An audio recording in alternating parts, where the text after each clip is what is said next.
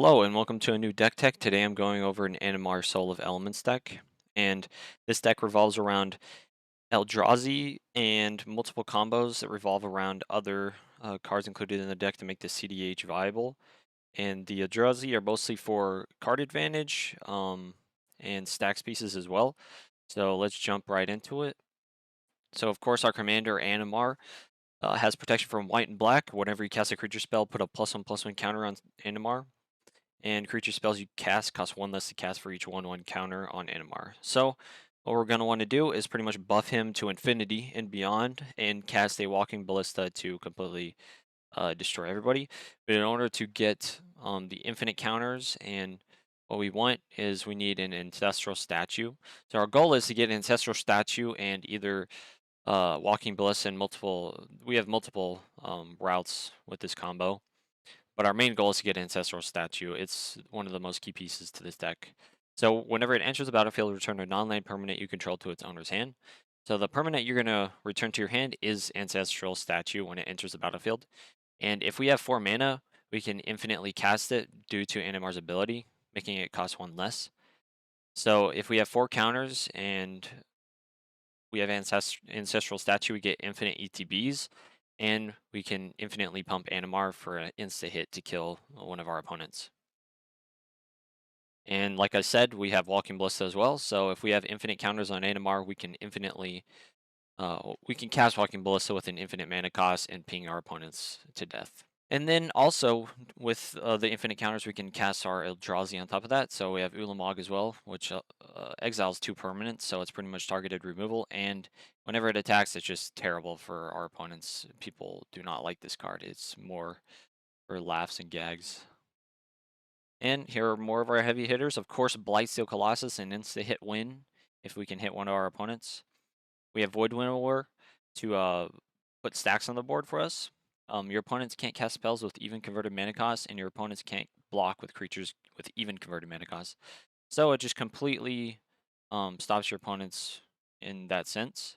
And then Animar, of course, who can insta-hit one of our opponents if it has haste. And then we have Ulamog on top of that as well. They can deal a lot of damage. And so, because not all of our creatures and or commander come onto play with haste, we can give them haste or protection with Lightning Greaves and Swiftfoot Boots, and then we have Gorogoro, Disciple of Ryusi, to give our creatures haste till end of turn. And we can also activate his ability to give us 5/5 dragons to do more damage. And there's also infinite mana options in this deck as well. So if you have Gorogoro out, he's just a well-rounded piece for this deck. So if you have it, you can take advantage of that. Next, we have one of those infinite mana pieces that I was talking about. So it includes Cloudsome Curio. It says whenever a non-artifact permanent comes into play under your control, you may return another permanent you control that shares the permanent type with it to its owner's hand. So we could pretty much bounce Dockside infinitely if we can get it on the field. And due to the amount of ETBs we have, we can keep bouncing our creatures back and forth over and over again, including Dockside, to then use Gorogoro's ability to create 5/5 dragons and swing and attack and kill our opponents. And then we have Mole Drifter as well. We can keep bouncing it back and forth to draw multiple cards. Next, we have another infinite combo, which includes Ancestral Statue and Impact Tremors if we have Animar in the field as well. So we can infinitely cast Ancestral Statue, and because of that, Impact Tremors will trigger. And whenever a creature enters the battlefield under your control, it deals 1 damage to each opponent. So we would infinitely kill our opponents with Ancestral Statue out. Now we have some card advantage. One viable option is Wandering Archaic, which is really good in this deck because we're able to get that 5 mana really fast due to Animar. It says whenever an opponent casts an instant or sorcery spell, they may pay 2. If they don't, you may copy that spell. You may choose new targets for the copy. This gives you protection. This gives you card advantage. This gives you tutors. It's an amazing, well-rounded card. Next, we have Consecrated Sphinx. We can cast it really easily due to Animar once again. And whenever an opponent draws a card, you may draw 2 cards. And then we have Beast Whisperer, of course, because we're going to be casting a lot of creatures. So we can pretty much draw our entire deck, but be very careful because you could um, draw out and kill yourself from that fact. So we also have a lot of those Eldrazi Shuffle Titans to prevent that from happening if we go to our discard step. Now we have some of our interaction pieces. We have Outland Liberator, a creature with a destroy target artifact or enchantment ability on it. And then we have Fierce Guardianship to, of course, counter any spells that are just that would damage our combos. But this deck is really resilient. If you can get Ancestral Statue out, it's pretty much game over because our opponents can't counter it if you have enough counters on Animar.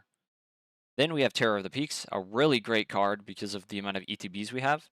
It says spells your opponents cast the target Terror of the Peaks costs an additional 3 life to cast. Whenever another creature enters the battlefield under your control, Terror of the Peaks deals damage equal to that creature's power to any target. So we can essentially board wipe and pin down every single creature and every single player if we have Ancestral Statue out. So this is another infinite combo, just like Impact Trimmers if Ancestral Statue and Animar are out. Now we have Shared Summons, Weird Harvest, and Fauna Shaman as some of our creature tutors that are very important. Shared Summons is really good because you can search your library for 2 creature cards with different names, reveal them, put into your hand, and shuffle your library. The 2 creatures are 100% going to be Walking Ballista and Ancestral Statue. And then we have Weird Harvest. Each player must search his or her library for up to X creature cards, reveal those cards, put them into his or her hand. Then each player who searched his or her library this way shuffles it. Many CDH players don't have an insta-win combo if you are able to get this because you can only cast creatures on their turn unless they get like um unless they have like an opposition agent in response because I mean it has flash, but even then they can't stop you if they're searching for creatures.